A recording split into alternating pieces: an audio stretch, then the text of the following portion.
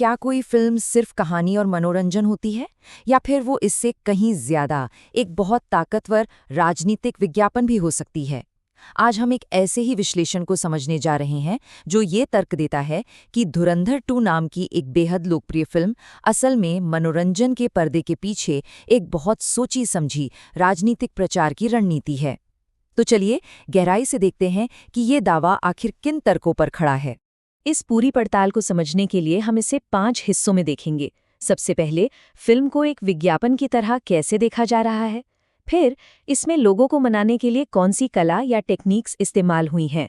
तीसरा, ये हाल के इतिहास को कैसे एक नए तरीके से लिखती है। चौथा, वो कौन सी बातें हैं जो जानबूझकर नहीं दिखाई गई। और आखिर में इसके गैसलाइटिंग प्रभाव पर भी एक नज़र डालेंगे।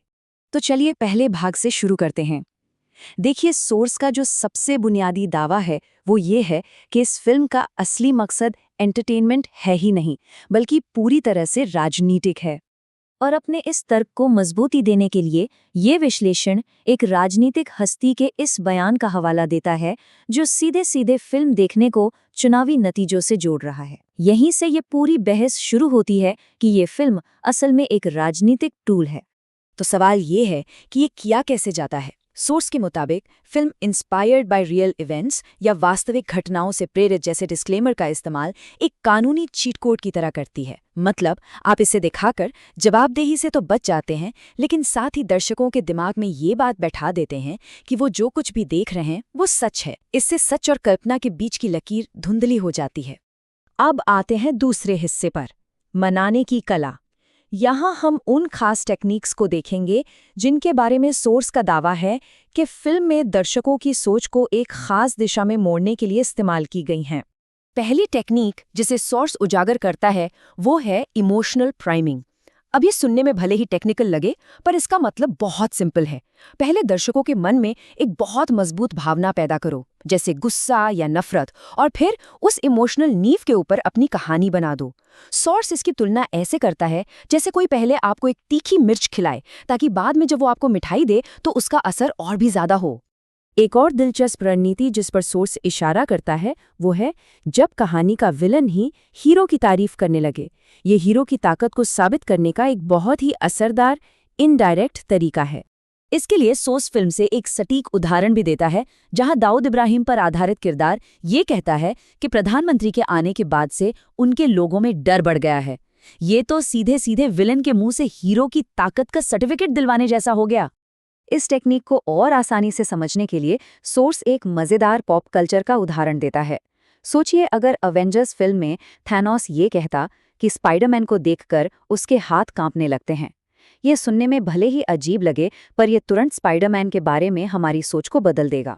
तो हमने मनाने के तरीके तो देख लिए, पर अब बात करते हैं उन खास ऐतिहासिक दावों की जो फिल्म करती है, और ये भी देखते हैं कि सोर्स उन्हें कैसे चुनौती देता है। विदेशी असर के मुद्दे पर फिल्म एक कहानी बुनती है कि आईएसआई ने भारत के एनजीओज और मीडिया को मोदी के खिलाफ फंड दिया। इसके जवाब में सोर्स कुछ सबूत पेश करता है, जैसे कि चुनाव से पहले अमेरिकी अधिकारियों का मोदी से मिलना, और वो रिपोर्ट्स जो दिखाती हैं कि विदेशी फंड असल में दक्षिणपंथी विचारधारा वाले ग्रुप्स को मिले थे। और फिर आता है नोटबंदी का बड़ा मुद्दा।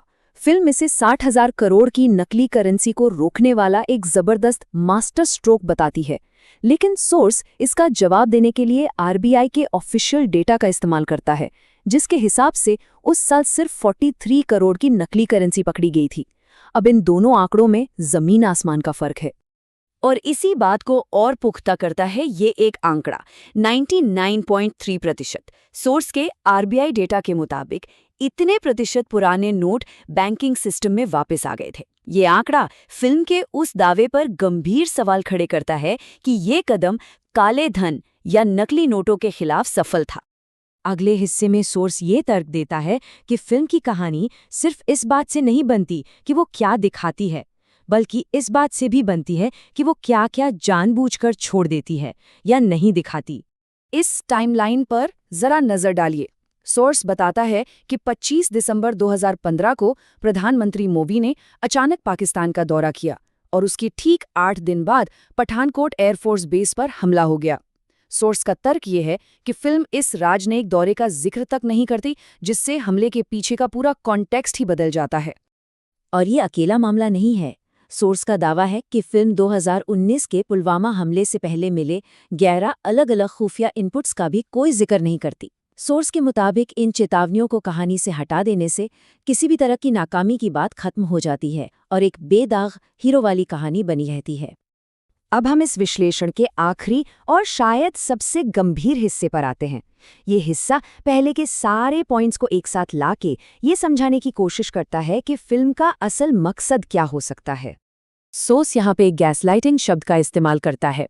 ये मनोवैज्ञानिक हेरफेर का एक तरीका है, जिसमें किसी इंसान को उसकी अपनी यादों, उसकी अपनी समझ और हकीकत पर शक करने के लिए मजबूर कर दिया जाता है। सोर्स इस कॉन्सेप्ट को सीधे फिल्म पर लागू करता है।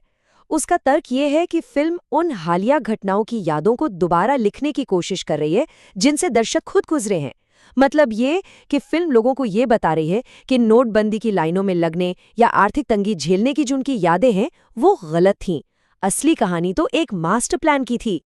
इस बात की गंभीरता को समझाने के लिए सोर्स सीधे सीधे कहता है, जब ये गैसलाइटिंग इतने बड़े पैमाने पर होती है, बड़े पर्दे पर, तो ये सिर्फ एक फिल्म नहीं रहती, ये एक हथियार बन जाती है। ये एक बहुत ही ताकतवर दावा है जो फिल्म बनाने की नैतिकता पर गंभीर सवाल उठाता है।